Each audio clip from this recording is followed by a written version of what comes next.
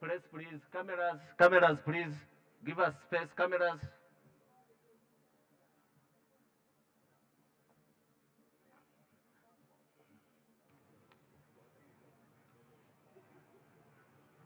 Your Excellencies, ladies and gentlemen, please take your seats.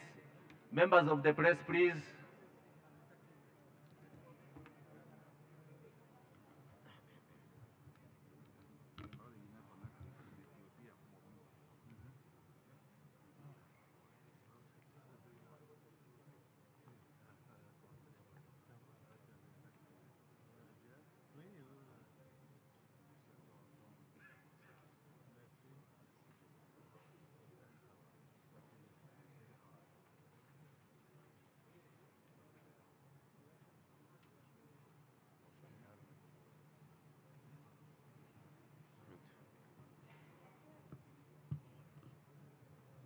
Buenos días.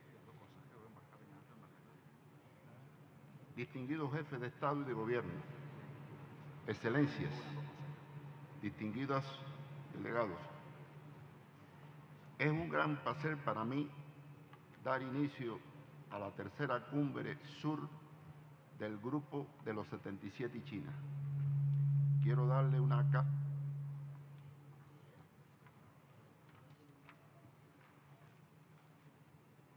En su nombre, deseo felicitar al pueblo y gobierno de la República de Uganda por los excelentes preparativos realizados para la celebración y por su cálida hospitalidad. For their warm hospitality. Now, I would like to address the summit in the name of the Republic of Cuba in our role as at the leadership of, at the helm of this organization last year, 2023. Now, I invite His Excellency Salam bin Sak al-Morahi,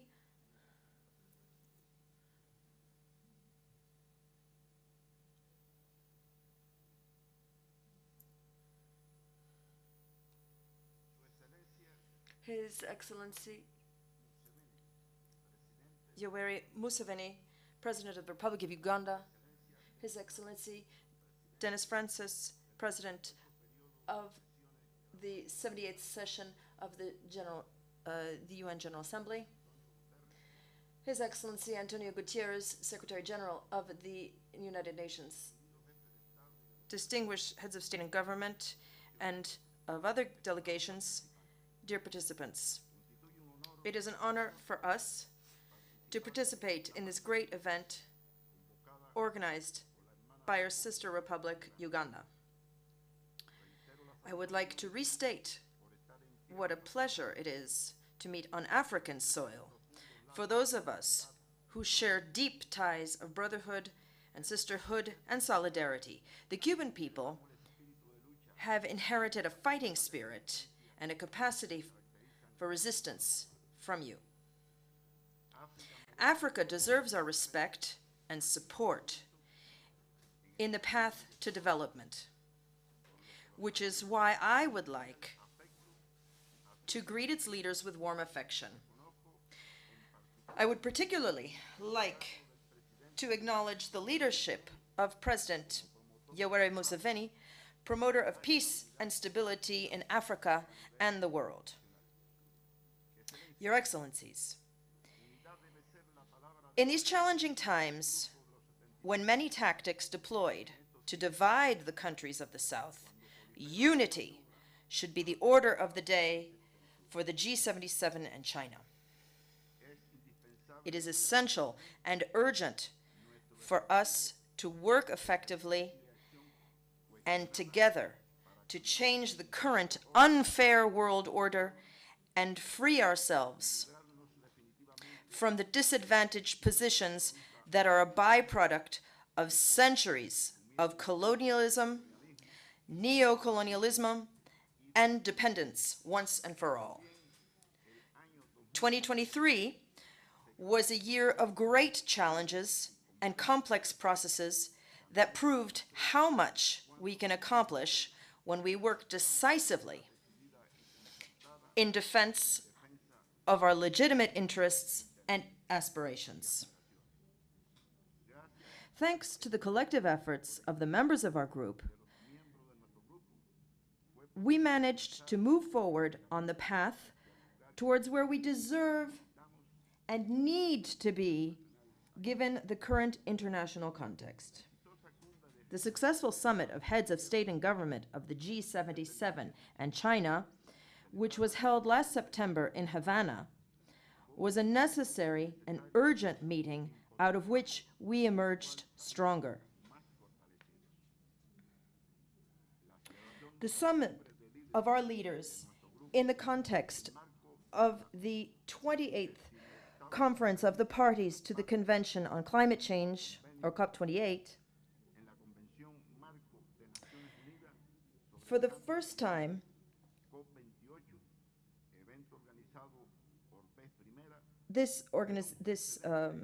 for the first time, will set an important precedent for the future work of the G77 as regards international climate negotiations.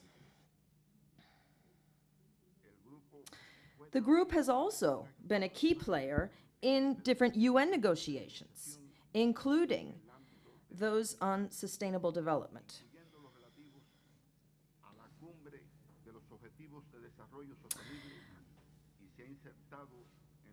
It has also been involved in preparations for the Summit of the Future. The positions of the G77 have made a significant contribution to the adoption of the UN Convention on the Law of the Sea and the sustainable use of marine biological diversity in areas beyond national jurisdiction. Cuba's leadership of the G77 and China in several international meetings outside of the group's traditional scope, such as the Summit for a New Global Financial Pact and the BRICS Summit, have allowed us to make the interests of the developing world heard in these critical fora. We would like to thank the group's members for their active and constructive participation in the different events held in Cuba last year, especially at the ministerial meetings on education, culture, tourism, and the environment.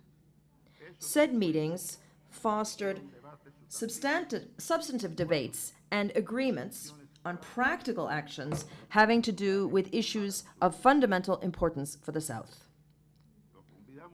We invite you to continue to work in concert on the implementation of the 17 projects designed during our presidency for the benefit of our members. Likewise, we should continue to give impetus to the G77 NAM Joint Coordination Committee, which will make our South-led proposals more coherent and efficient. Uganda's presidency of both groups this year is a step in that direction. In short, 2023 was a year of commendable collective action, which produced undeniable results, and we thank you all. Excellencies, honorable delegates, as regards our contribution to this discussion and to properly follow up on the issues covered at the G77 summit held in Havana last September, allow me to list some of our proposals for practical action your delegations may want to consider. We feel that they will help us achieve our objectives. Number one, present a draft resolution to the UN General Assembly before the end of the year on behalf of the G77 member states and China a resolution on to propose a meeting, a high-level meeting on science, technology, and innovation. This meeting should agree on practical steps forwards to guarantee that science, technology, and innovation contribute to accelerating progress towards full application of 2030 Agenda and the Addis Ababa Action Plan. Number 2, to hold a meeting of ministers and high authorities of science, technology, and innovation of our group in the first half of 2025. The objective of this meeting would be to identify the main proposals that the G77 and China would put forth at said high-level meeting of the UN General Assembly. Number 3, to institutionalize or make official the celebration of summits of leaders of the G77 and China in the context of the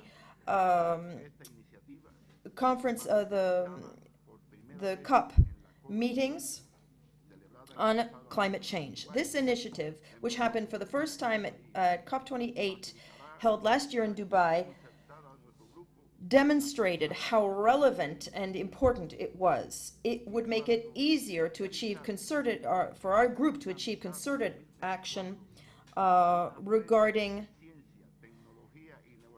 the divide in climate negotiations. Number 4, to hold a World Forum on Science, Technology, and Innovation of countries of the South in the second half of 2024. This would show the advances that our countries have made in these areas, promote joint research projects, and different partnerships that would reduce our dependence on Western markets. This could be the ideal context in which to create strategies that would revitalize the Consortium on Science, Technology, and Innovation in the South, as agreed upon at the summit of Havana.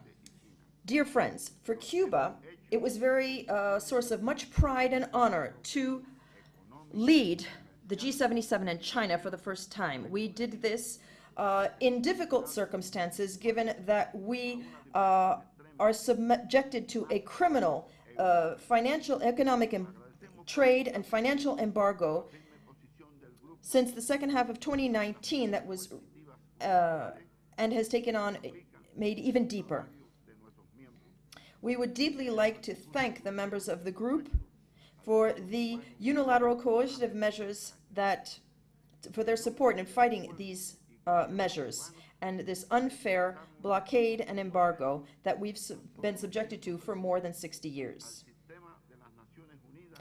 In the name of the Cuban people and government, I would like to thank you sincerely to the members of the group, to the UN system, and the Secretariat of the G77 for their support, the support they've always given us throughout our leadership. Today, we pass the baton to our sister nation, Uganda, aware of this critical juncture in time that we are living through, and with the knowledge that there's still much left to do for the well-being and development of our people. Uganda can always count on the total support of Cuba. We wish you the best of luck. Cuba will always fight for the defense of unity within our rich diversity. Together, with legitimate interests and joint aspirations, we will be stronger and our voice will be heard. Thank you.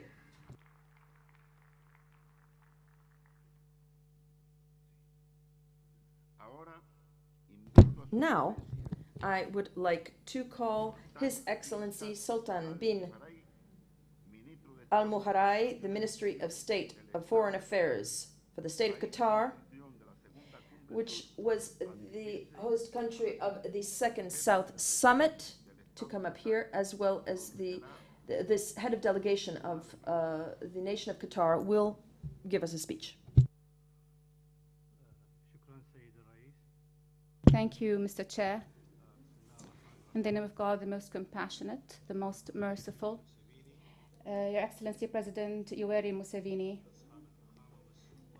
Your Excellencies, Majesties, Heads of States and Governments, ladies and gentlemen, distinguished guests, may the peace of God be upon you all. I address you today after a long time since the second South Summit in Doha in 2005, whereby we issued the Doha Declaration that reiterated the values of solidarity and unified action via the Group of 77 and China in order to reiterate common interests of developing countries through developing international development and multilateral action and cooperation between the South. Distinguished guests, our developing countries require to increase and promote solidarity and cooperation in order to face the complex challenges of our world, which require us to face them unified and in concertation. Qatar lays great importance on cooperation between the countries of the South and to promote the role of G77 and China. Doha has hosted in March 2023 the fifth UN Conference of the Least Developed Countries, LDCs, whereby we have adopted the Doha Action Plan for the least developing countries for 2022-2031, and at the margin of the conference, the ministerial meeting for cooperation between the countries of the South was held, and His Highness Sheikh Tamim bin Hamad Al Thani has contributed $60 million, 50 million of which will be allocated for projects that promote the resilience of least developing countries in different fields, and the contributions of Qatar in sustainability and in humanitarian aid has continued in different fora for the brotherly countries of the South countries, whereby the contributions of the South countries funds has been more than $7 billion from 2014 to 2021. Your Excellencies and Majesties, in light of developments that the Arab region has been witnessing since the 7th of October 2023, the Palestinian people is, of course, witnessing an unprecedented aggression, and here we reiterate the state of Qatar's position in supporting the, of course, still the Palestinian right in self-determination and establishing their state according to the 1967 borders with East Jerusalem as their capital, and of course having their rights, which is a just of course position based on international law and the UN Charter and the UN resolutions. And it goes in par with the constant position of the G77 since its establishment. It is the position of all peace-loving people. Also, we call for the support and providing humanitarian assistance to civilians in the Gaza, especially in the most, of course, destroyed and affected regions. Distinguished guests, today, of course, we celebrate 60 years since the inception of G77 and China. And the G77 played a pivotal role in defending the rights of developing countries in the UN, and the G77 has, of course, achieved many successes in promoting cooperation between the countries of the South, and we still have a long way to go, and would like to reiterate again our support to the causes of the countries of the South, and we work on them seriously through our membership in the group, in G77. Mr. Chair, in conclusion, while, of course, we transfer the chairmanship to the sisterly country of Uganda, we wish you success in your endeavors and reiterate again the position of the State of Qatar that supports the countries of the South based on the principles of cooperation, consultation, and unified work and solidarity. Thank you, Mr. Chair.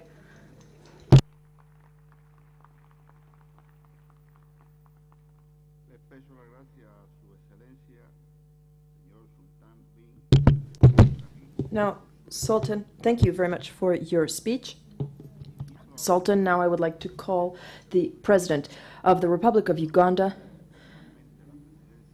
to formally take the lead of the G77 plus China for 2024.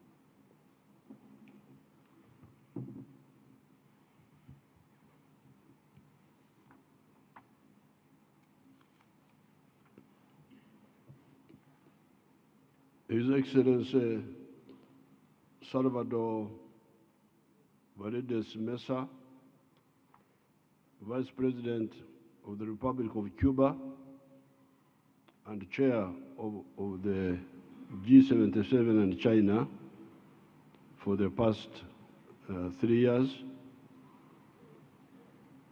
Excellencies, Heads of State and Government, His Excellency Antonio Guterres, Secretary General of the United Nations, His Excellency Dennis Francis, President of the 78th session of the UN General Assembly, Her Excellency the Vice President of Uganda, and all other government and party leaders of Uganda, fellow Ugandans, ladies and gentlemen. I welcome you all to Uganda, the Pearl of Africa, for the third South Summit of the Group of 77 and China. Your personal participation at this summit, which is being held 18 years after the second summit that took place in the state of Qatar in June 2005, demonstrates your commitment to the work of the G77 and China. I commend His Excellency Miguel Mario Diaz-Canel Bermudez, President of the Republic of Cuba, for the exemplary leadership of the G77 and China in 2023. I would like to thank His Highness Sheikh Tamim bin Hamadi Al Thani, Amir of the State of Qatar, for hosting our last summit. The group of 77 developing countries was founded in 1964 at the first session of the United Nations Conference on Trade and Development, UNCTAD. At the time, these countries were faced with challenges of basic development. It was the first organized effort by the developing countries to unite to steer their countries on the path of the economic development in the unjust world economic order. Building on their joint declaration at the conclusion of the first session of the UNCTAD, these 77 developing countries, at their first ministerial meeting held in Algiers, united by common aspirations, agreed to identify collective interests and to pursue their joint efforts towards economic and social development, peace and prosperity. This unity within the group has provided it to stay on course to promote and defend its members' collective economic interests at the United Nations. We must continue to embrace the founding principles that gave life to this heterogeneous and representative group of nations. Currently, the population of G77 and China represents 80% of the global population.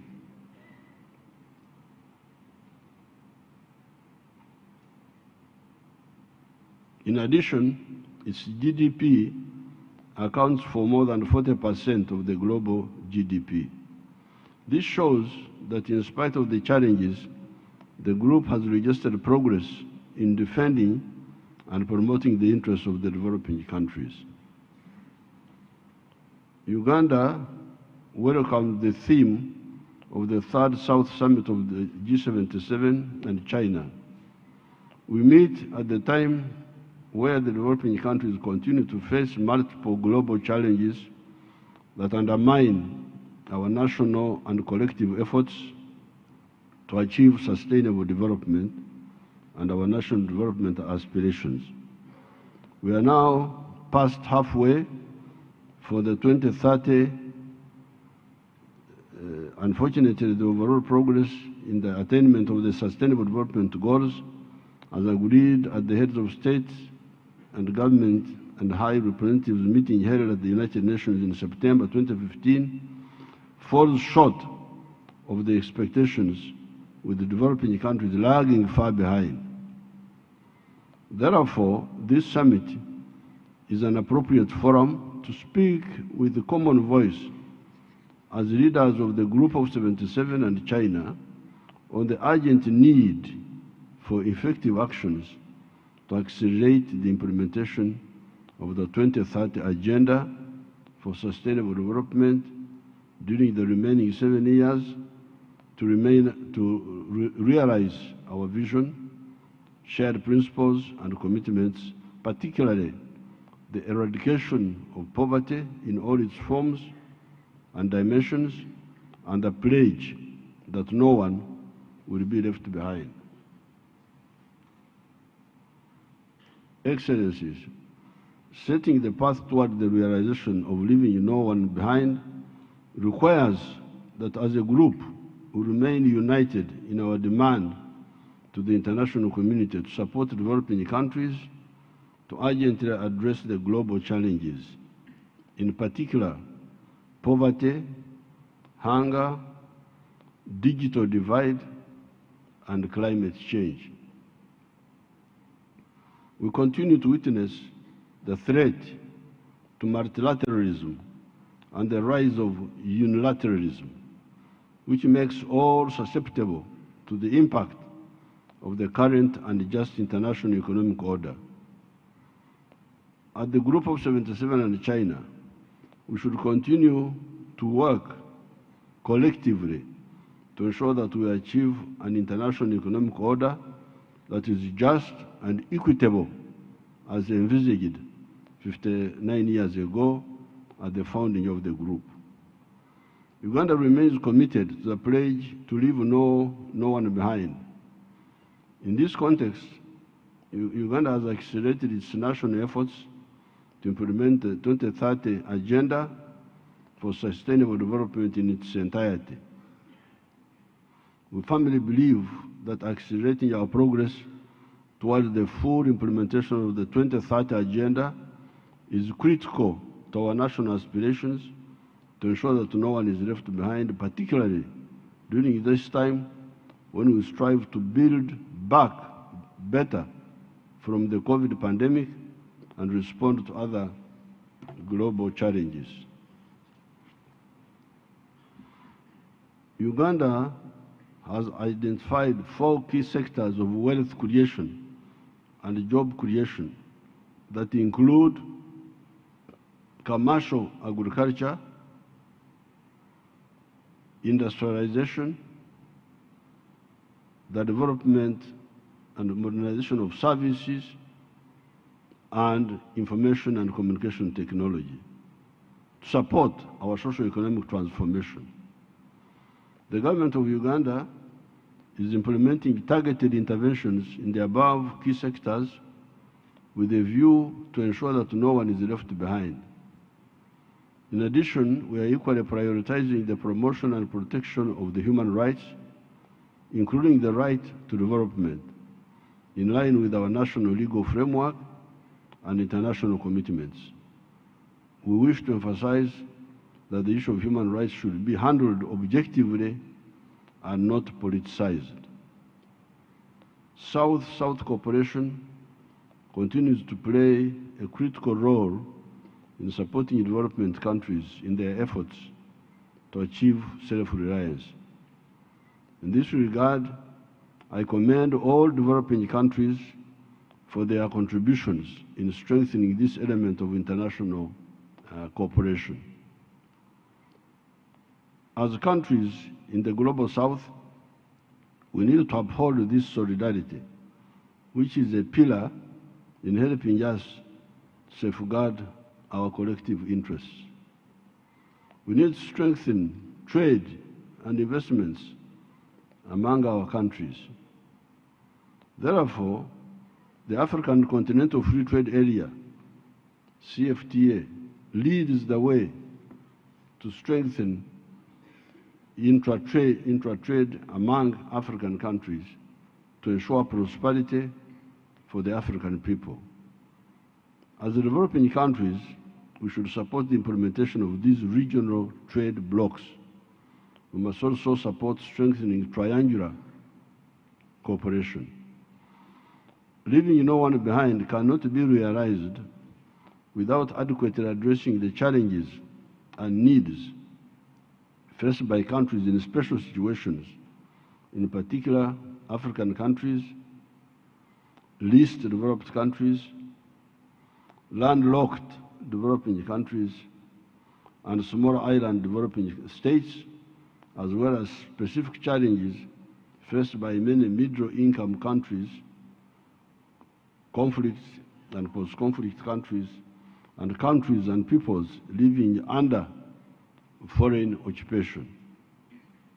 These challenges continue to undermine the efforts of these countries to ensure that no one is left behind. In this regard, we support the call for the international community to provide targeted support to enable these countries to address their challenges. We also support the urgent reform of the international financial architecture to ensure that it is fit for purpose to respond to the financing needs of the developing countries. In our view, the international financial institutions and multilateral development banks must support the national priorities of developing countries without any conditionalities that infringe on these countries' sovereignty. Uganda is taking over the chairmanship of the group at an opportune time when we celebrate our 60th anniversary. I thank you all for entrusting Uganda with the chairing of the Group of 77 and China for 2024. We commend the African group for endorsing our candidature for the chairmanship of the Group of 77 and China. 60 years of the existence will continue after 59 years of our group's existence to yearn for a revitalized multilateral system which is capable of adequately addressing current and emerging global challenges. We firmly believe that multilateralism remains a fundamental and crucial mechanism for addressing our common challenges together as nations in solidarity. Uganda's chairmanship will strive to further promote acceleration of the implementation of the 2030 Agenda, scaling up action to address climate change and biodiversity loss, strengthening international tax cooperation, financing for development, fight against illicit financial flows, and strengthening digital cooperation among others. This year, 2024, is a crucial year with various intergovernmental processes at the United Nations on issues that are of paramount importance for the group. These include inter alia, Fourth International Conference for the Small Island Developing States, Third UN Conference on the Landlocked Developing Countries, ECOSOC, Economic and Social Council, Forum for Financing for Development Follow-up, ECOSOC, Economic Social Council High Political Forum on Sustainable Development, the Summit of the Future, Fourth International Conference on the Financing for Development, and 2024 UN Climate Change Conference, all of which demand that we at the group remain even more steadfast in promoting the interests of developing countries. Uganda, therefore, commits itself to consolidate the unity, to work for the consolidation of the unity, presence, and influence of the group in these intergovernmental processes. In this regard, we look forward to working closely together with all the members of the group in this endeavor. In conclusion, it is critical that the Group of 77 and China remains united in its pursuit of collective interests at the United Nations. In the intergovernmental processes at the United Nations, we must ensure that priorities of the group are promoted and defended. I assure you that our team, led by the permanent representative in New York, has my full support to chair the Group of 77 and China. It is our sincere hope that our chairmanship will be an invaluable new step to the path toward the realization of our aspirations as developing countries. I thank you. Thank you so much.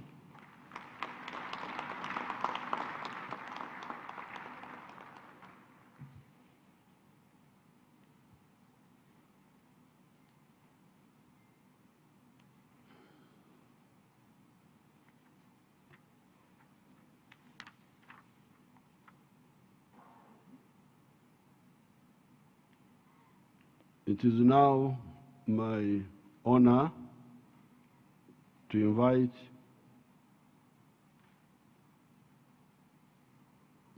His Excellency Dennis Francis, President of the 78th session of the United Nations General Assembly, to address us.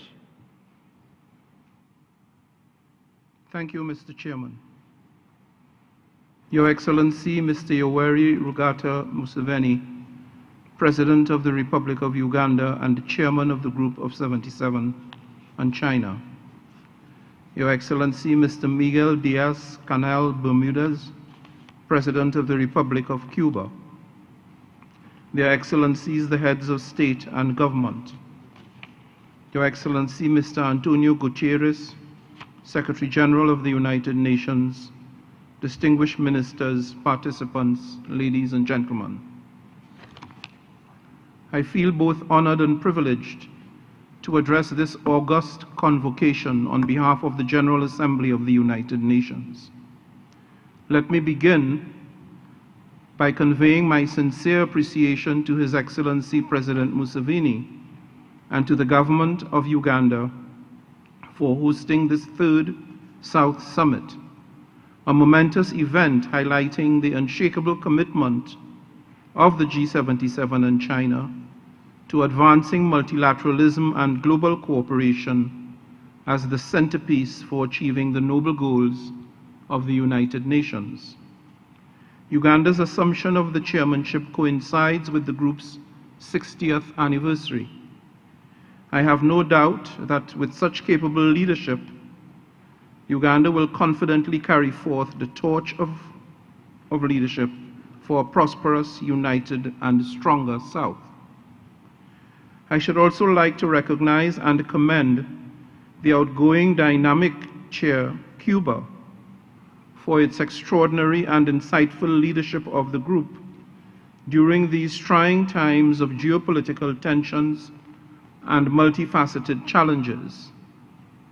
Excellencies, our world is confronted by a confluence of crises, from the lingering impacts of the COVID-19 pandemic to rising inflation, from a worsening crisis of debt distress to the harsh realities of climate change, which for many, especially the most vulnerable, is a real existential threat.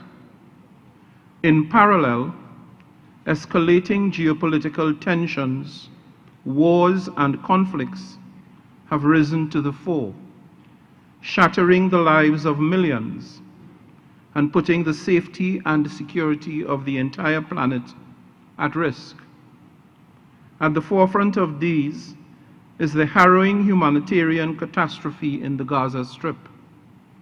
Generations of families suffering irreparable trauma and loss, children undergoing amputations without anesthesia, entire neighborhoods reduced to rubble in one fell swoop. With half the population facing starvation and tens of thousands dead in just over 100 days, the world is looking to the United Nations for answers. The General Assembly has not sat idly in the face of this crisis. It has been both active and ambitious, often led by this very group of member states. It has demanded an immediate humanitarian ceasefire for all parties to comply with their obligations under international law and for the immediate release of all hostages and humanitarian access. I assure you that I shall not tire of reiterating these urgent demands, and I will do so for as long as it takes. I count on the collective leadership of this group to do the same. In tandem, we are witnessing mounting frustration with and the complete rejection of an unjust world order which continuously relegates the interests of the Global South to the margins of the international community's list of priorities. Now more than ever, the G77 and all nations must come together and build bridges of dialogue, hope, and cooperation to create a more fair, more just, and more prosperous world for all. Your presence here today as leaders of the Global South underscores the fact that the Group of 77 and China, as the largest and most diverse group in the United Nations, has a pivotal role to play in shaping a new world order that is more inclusive and leaves no one and no country behind. While our challenges today are profound and perverse, the reality is that we have been struggling for quite some time. Several developing countries had already veered off course in their pursuit of the Sustainable Development Goals, even prior to the pandemic and the extant conflicts we see today. Not surprisingly, the most vulnerable of our societies have borne the brunt of these adverse external events, with countless pushed back into hunger and poverty. And environmental emergencies, including climate change, have only grown in severity and impact year on year without robust and adequate climate action for course correction. Against this backdrop, our cherished multilateral system, the policy apparatus for problem-solving international cooperation, is facing an acute crisis, with legitimate questions of current relevance and credibility arising and intensifying time and again. Purposeful dialogue, solidarity, and cooperation are in retreat, clearing an opportunistic path for divisive forces that breathe paralysis and disaffection. We are quite literally at a fork in the road. We must therefore seize the opportunity of summits such as this to rededicate ourselves to the core values and principles that remain as relevant and compelling today as they ever were. Multilateral organizations, including the United Nations and the international financial institutions, must undergo urgent and radical reform to better recognize and leverage the significance of the Global South. We need an international financial system rooted in inclusion and equity, inspiring and bolstering the full commitment to multilateralism, fostering SDG-aligned investments, and breaking the vicious cycle of debt and interest compounding for developing countries. We must harness the full power and opportunities of South-South and triangular cooperation, not per se to supplant our relations with the North, but rather to rebalance them and thereby magnify the global resonance of the stubborn unity and solidarity of the South. We all know that the G77 and China is no stranger to strife and perseverance, precisely because it was founded on a robust solidarity with the aim of furthering the principles of multilateralism. A majority of the G77 members have shared histories of colonialism, struggles of liberation, struggles for liberation, equality, and the pursuit of independence. Along with the lasting legacy of resilience, these are the cornerstones to the unity that historically binds the G77. And these must continue to be embraced as the group's collective strength in the face of the enormous risks and threats ahead. As President of the General Assembly, I am committed to these very priorities and principles: solidarity, cooperation, inclusion, and not forgetting support for the most vulnerable, so that we remain faithful to our own dictum of leaving no one behind. This new year offers an opportunity to shift our collective trajectory and to make common cause in our determination to craft a new narrative that incentivizes and supports effective global transformation in bringing those left out, overlooked, and perhaps even forgotten into the mainstream of sustainable development. A series of pivotal events on the UN Sustainable Development calendar are noteworthy.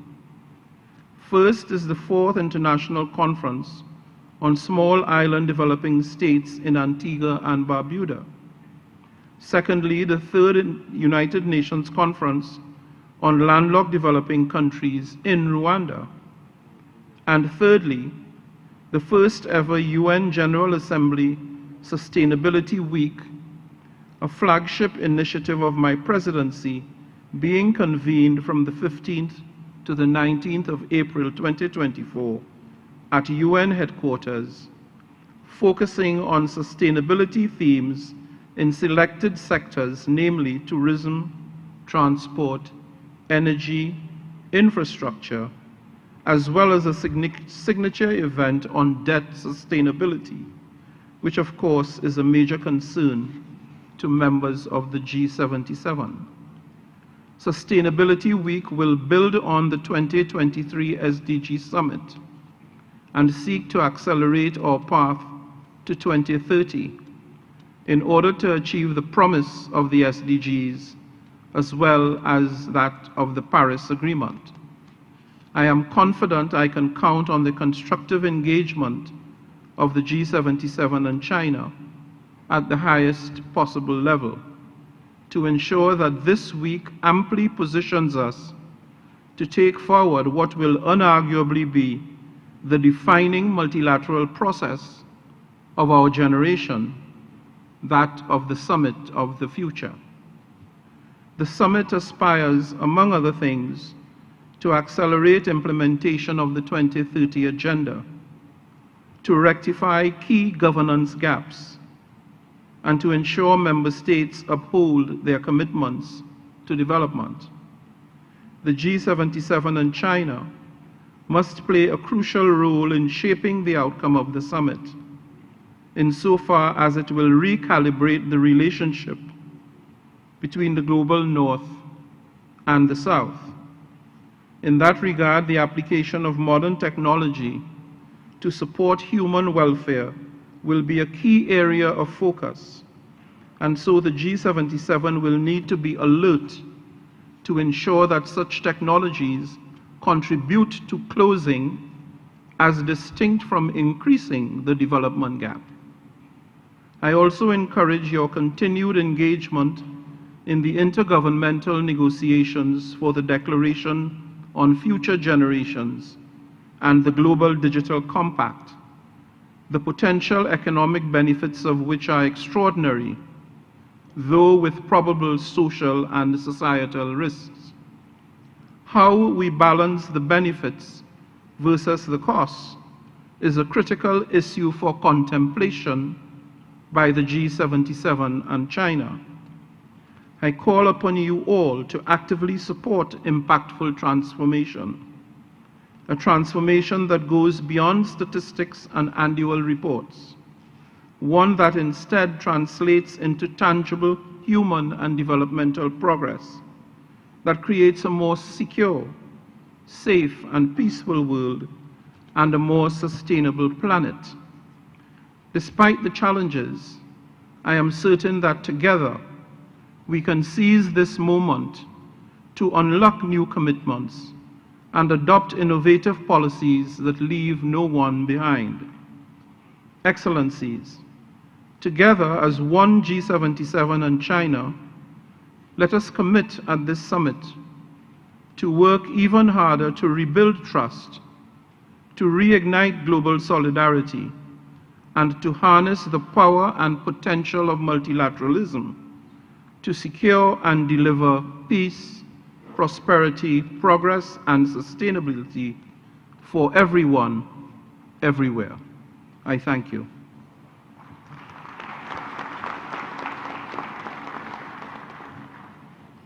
I thank His Excellency Dennis Francis, President of the 78th Session of the United Nations General Assembly, for his statement. I now give the floor to His Excellency Antonio Guterres, Secretary General of the United Nations. Your Excellency, President Museveni, Excellencies, ladies and gentlemen, all protocol observed. It is a pleasure to join you for this very important summit. I thank the government of Uganda for its hospitality and congratulate it on the leadership of the G77+China. 60 years ago, recognizing the need for unity and solidarity in the face of common challenges, the G77 was born. Over the decades, you have been an engine for South-South cooperation and development, lifted millions of people out of poverty, and provided a powerful voice for developing countries on the global stage. Today, you are the largest grouping of the Global South, representing 80% of the world's population. And your solidarity and partnership are essential to building a sustainable, peaceful, and just world for all. A world in which the United Nations Charter, international law, and human rights prevail in global relations. Excellencies, halfway to the 2030 deadline for the Sustainable Development Goals, far from leaving no one behind, we are leaving half the world behind. Progress on poverty and hunger is stalling, and in some countries going into reverse. Many G77 members are grappling with an economic hangover from the COVID-19 pandemic, crippling debts, a cost of living crisis, and sky-borrowing costs. Hundreds of millions of people around the world, particularly women and girls, are living without the most basic respect for their human rights, and the lack of jobs is generating enormous frustration among young people. Climate disasters, most of you did little to create, are knocking chunks out of your economies and increasing people's suffering. Investment in sustainable development and climate action is slipping further out of reach. And while South-South cooperation is strong and deepening, it does not replace the need for the respect of the commitment of the Global North, for sustained engagement to reduce poverty and inequality, support growth, and build resilience in developing countries. Digital technologies have enormous potential for good, but they are also inflaming inequalities. The International Monetary Fund warns that artificial intelligence could make things even worse. And peace, the foundation of sustainable development, is breaking down amidst a climate of global impunity.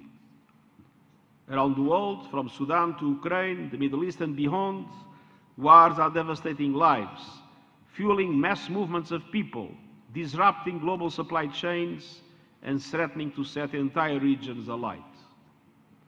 In Gaza, Israel's military operations have spread massive destruction and killed civilians on a scale unprecedented during my time as Secretary General, including more than 150 members of our own staff, following the horrific terror attacks by Hamas on 7 October. This is heartbreaking and utterly unacceptable. The Middle East is a tinderbox. We must do all we can to prevent conflict igniting across the region. And that starts with an immediate humanitarian ceasefire to relieve the suffering in Gaza, allow humanitarian aid to reach everyone in need, and facilitate the release of hostages, which should be immediate and unconditional. The repeated refusal yesterday to accept the two-state solutions for Israeli and Palestinians is totally unacceptable, as I told the summit of the non-aligned movement. The denial of the right to statehood for the Palestinian people would indefinitely prolong a conflict that has become a major threat to global peace and security, exacerbate polarization, and embolden extremists everywhere. Excellencies, righting our troubled world depends on effective global action. Yet the international system is out of date, out of time, and out of step, reflecting a bygone age when many of your countries were still colonized.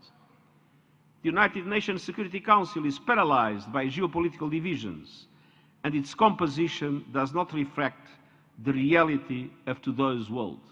It must be reformed.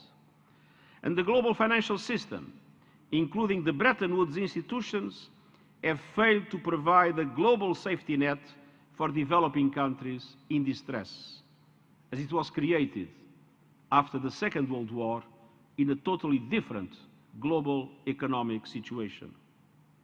Yet, amidst all this gloom, there is hope.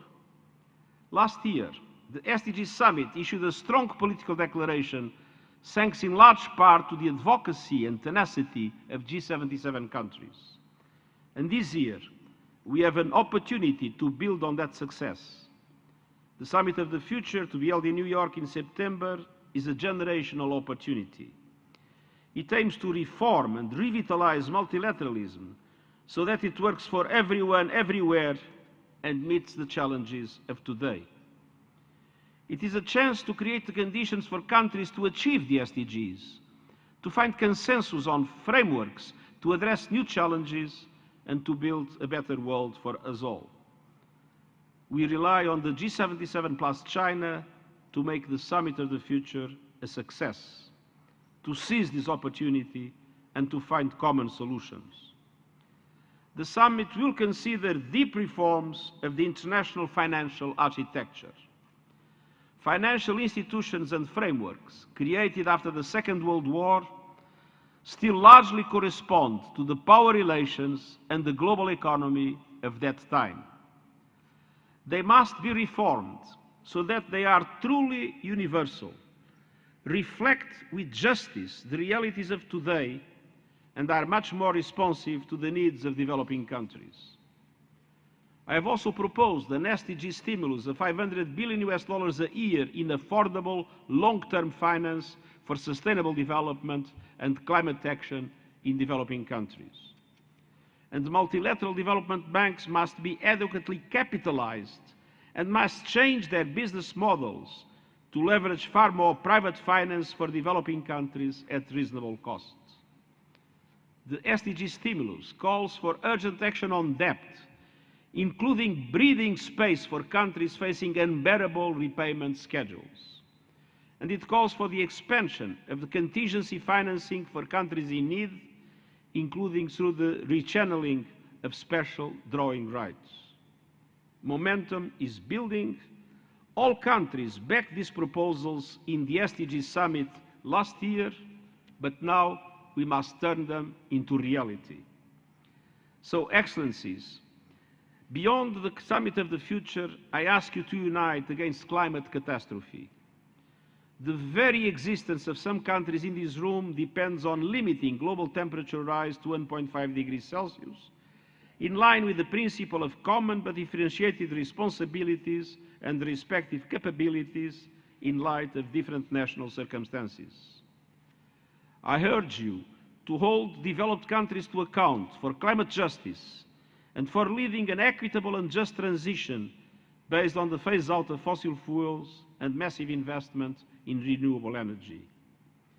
All financial commitments must be met.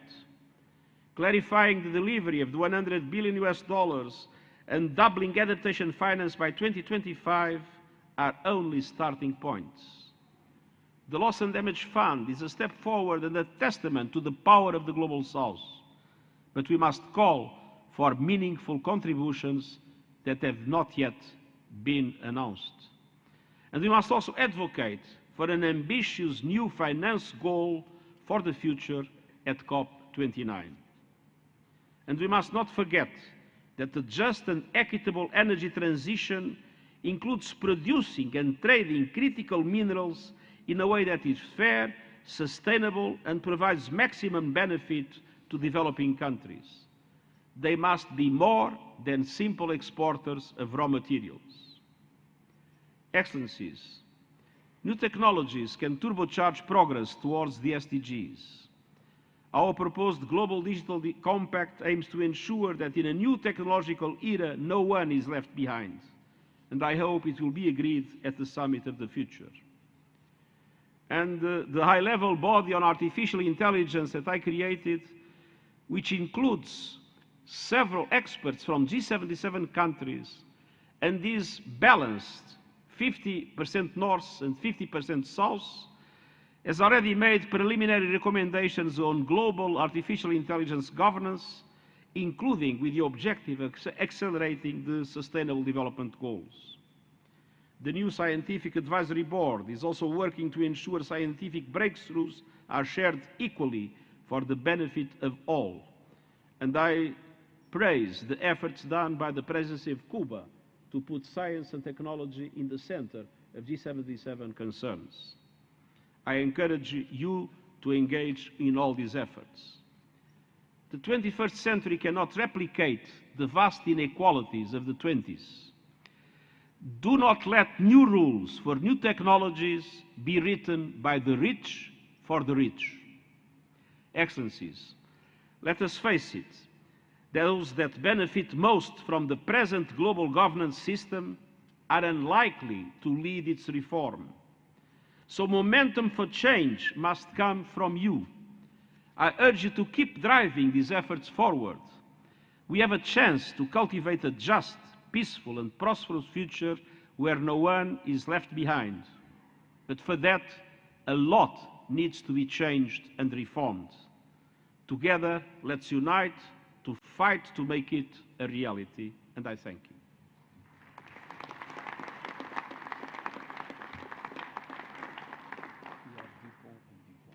I thank His Excellency, the Secretary General of the United Nations, His Excellency Antonio Guterres, for his statement.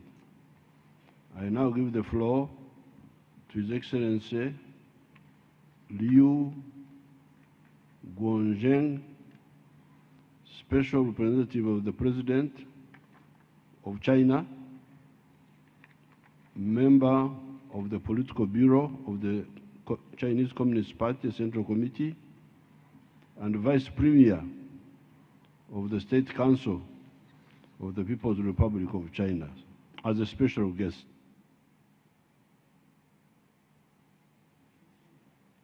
尊敬的穆塞维尼总统，尊敬的古特雷斯， Your Excellency, UN Secretary General Antonio Guterres, 各位国家 Your Excellencies, heads of state and government, 首脑，国际组织 and heads of international organizations, ladies and gentlemen. 很高兴作为 It gives me great pleasure 特别代表出席 to attend this South Summit as the special representative of President Xi Jinping. 担任 I wish to express my appreciation 他们做出的 to the government of Uganda for its thoughtful arrangements and congratulations on their assumption of chairmanship. And I want to thank Cuba's efforts and contribution in the past period. The title of my speech is Seeking Strength Through Unity and Forging Ahead with Enterprise to Jointly Write a New Chapter in South Cooperation. This year marks the 60th anniversary of the founding of the Group of 77, or G77. Over the past 6 decades, mechanisms such as the G77 and China have been instrumental in helping countries of the South beat a right path forward, one that advocates equality, mutual trust, mutual benefit, solidarity, and mutual assistance. Today, the G77 counts more than 130 member states, covering over 2/3 of the UN membership, and has become an important force to be reckoned with in international affairs. Its achievements are a source of pride, and its experience is truly valuable. Independence is the defining political feature of countries of the South. Most countries of the South share a past of trudging through the mire of colonialism. We do not flinch in safeguarding national independence and dignity, and we do not slacken in exploring development paths suited to our national realities. We never succumb to external interference, strive to safeguard the rights to subsistence and development, resolutely reject hegemonism and power politics, and hold firm in our own hands the future of our country's development and the well-being of our nations. In an ever-changing international landscape, we have gained a strong foothold and at the same time promoted the progress of human society. Seeking strength through unity is a glorious tradition of countries of the South. President Xi Jinping pointed out that South-South cooperation is a great creative undertaking by developing countries to seek strength through unity. We have been deepening South-South cooperation, advancing North-South dialogue, and standing together in international affairs. The G77 and China is our important cooperation mechanism within the framework of the UN. Countries of the South have also created such platforms as the BRICS and the African Union to send common messages and uphold shared interests.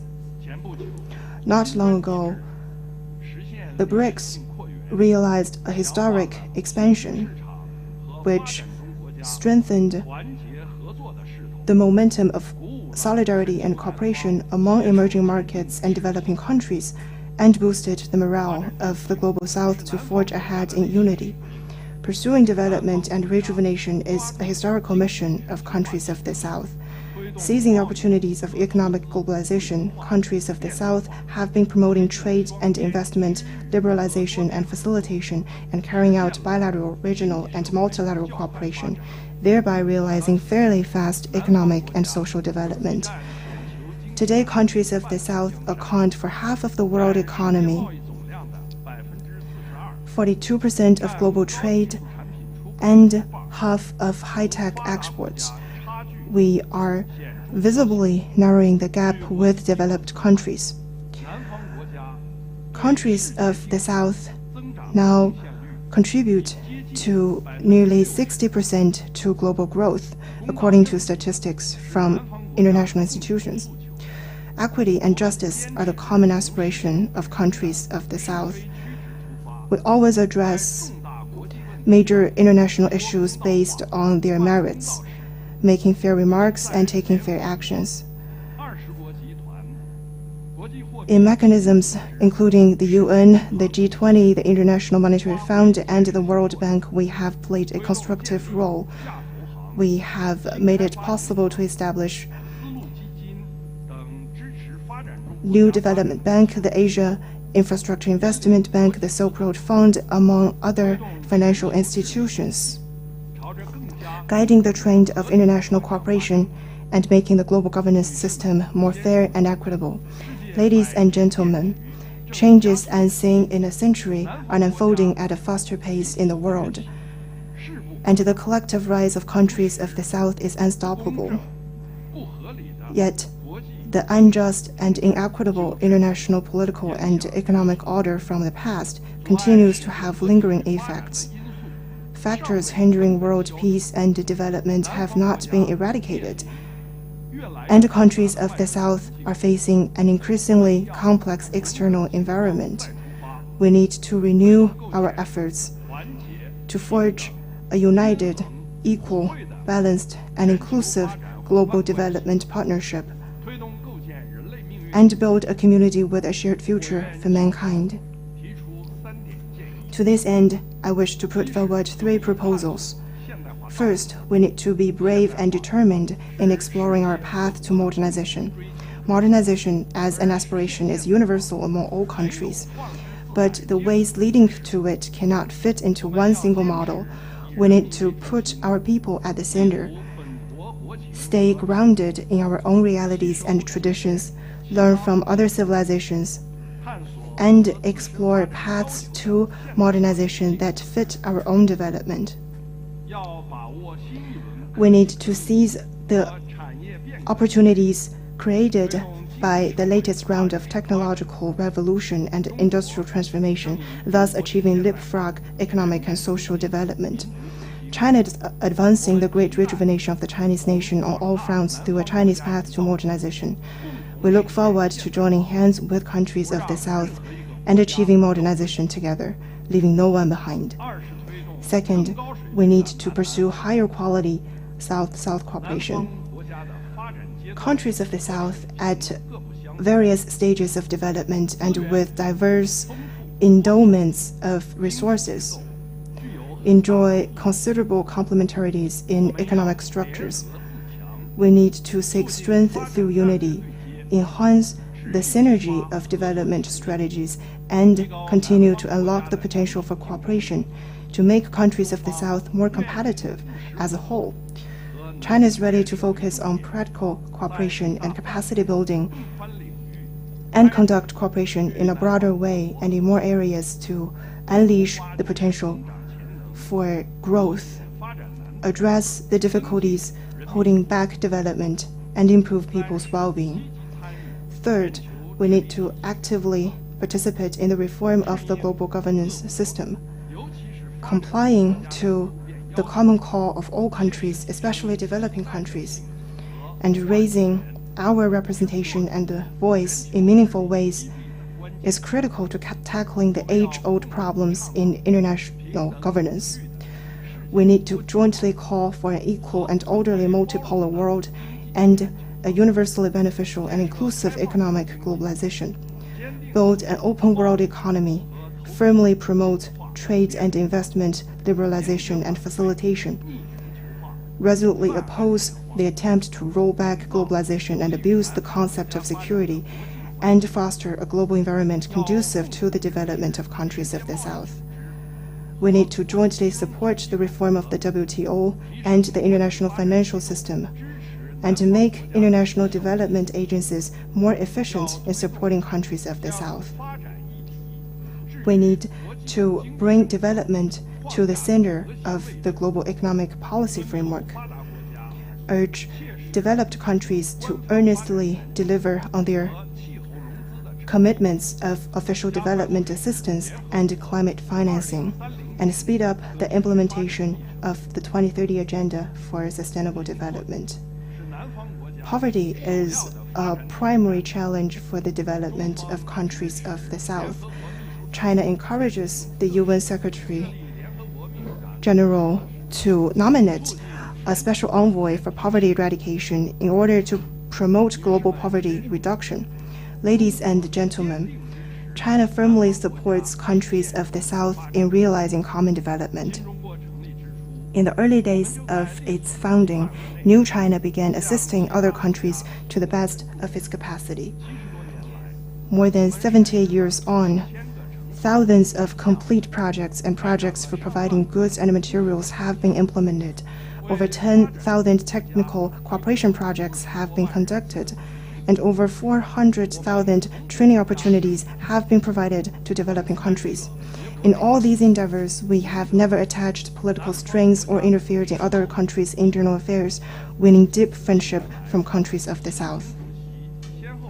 In recent years, President Xi Jinping has put forward the Belt and Road Initiative, BRI, the Global Development Initiative, GDI, and the Global Security Initiative, GSI, and the Global Civilization Initiatives, GCI. The aim is to promote common development, lasting stability, enduring security, and mutual learning among civilizations, and laying the groundwork for a bright prospect of peace, security, prosperity, and progress in the world. Belt and Road Corporation has had more than 3,000 projects and galvanized over $1 trillion of investment globally in the past decade since its launch. The GDI has generated more than 10 international cooperation platforms in its 8 priority areas and over 200 cooperation projects on the ground.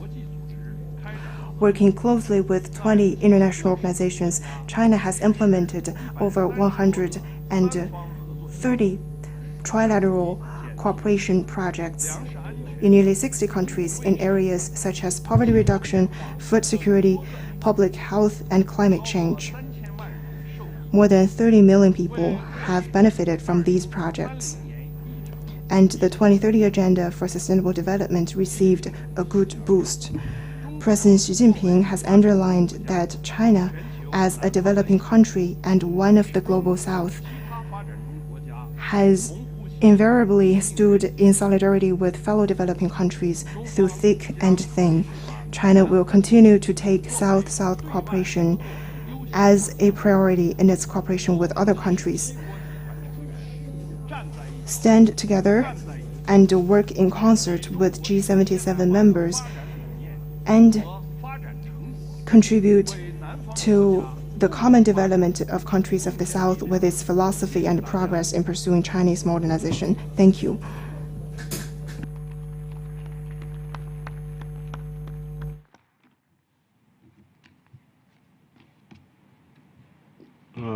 I want to thank His Excellency Liu Guozhong for his statement. And this brings us to the end of the opening session. We are now going for a group photograph. And when we come back, the press are declared undesirable, and they should not be here. We should be only the conference people. I thank you. Let's continue to the next program. Excellencies, ladies and gentlemen, honorary heads of delegation, honorary heads of states and heads of delegation will be exiting through the front door. The rest of us should remain seated. And as His Excellency announced, when we return, it will be a closed session. The media and observers will stay out, but will advise observers and invited guests when they return. Thank you.